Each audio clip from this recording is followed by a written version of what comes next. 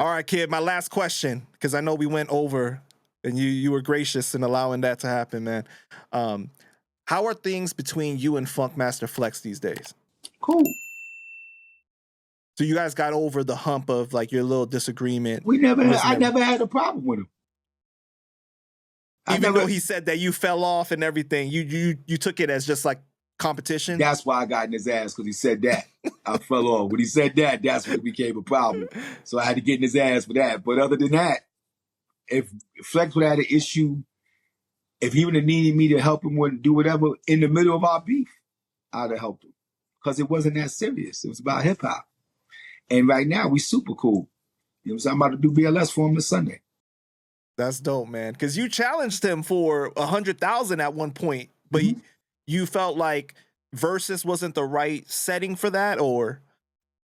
I didn't care where it was at. But he didn't want to do it.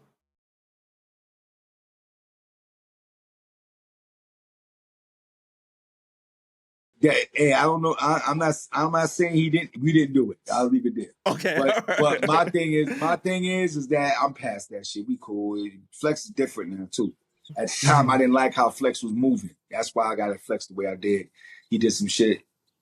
He said something to me I didn't like. He was moving a certain kind of way, so I felt like he needed a spanking on his hand for a minute to wake him up, because he was getting away with it for so long.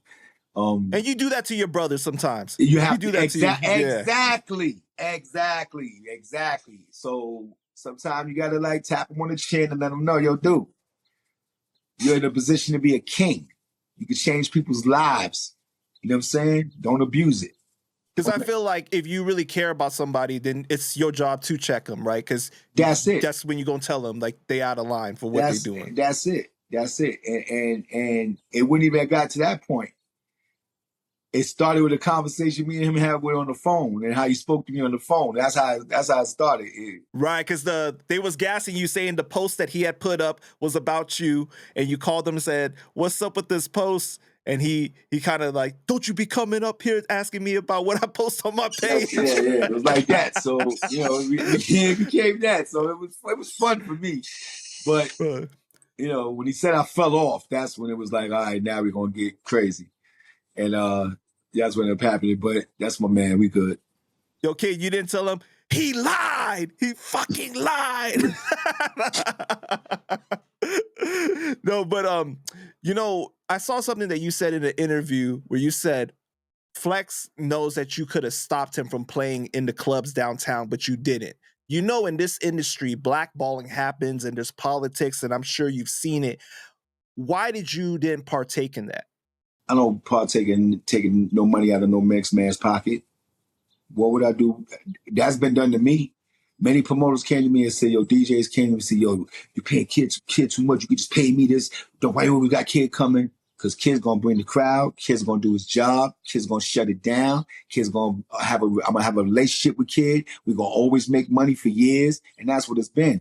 And when you come at somebody like that, yo, don't hire him, don't hire me. How do you think that person's going to look at you? Because what would you do to him if you had the opportunity to do it? Right. Right. So you're going to come to him, think you're doing something good for yourself by shitting on the next person? No.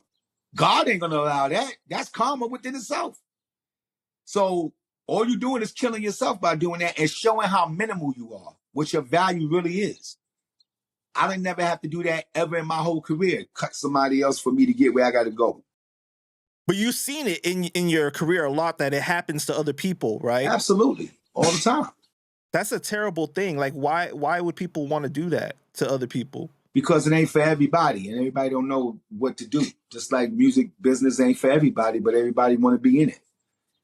This is why the music business is where it's at right now, because you got to, anybody grab a computer, put a record out, throw it out, and that's it. If it trips, they ain't know nothing about no artist development. They don't know nothing about no going through struggle, no doors closing their face. All they know is that their record came out and went viral and they out. That's it. So now you got everybody doing it. Waters down the music to where albums ain't relevant no more. Albums ain't relevant because anybody making an album is not a person that's really know how to make an album. It's just somebody making an album because they can, and only one record is good on the album. Or two records, they download that and the rest of the album is over. So now the narrative becomes about the singles. But if you make it the love album, like the Kid Capri love album, you know that shit dope from the top to the bottom. No question. So you enjoy it. You know what I'm saying? So that's why you gotta, it's just not for everybody, but everybody want to be a part of it. But that's why your shit got to be special and stand out. When you follow the wave of everybody else, when that wave is over, you're over. You got to be the wave.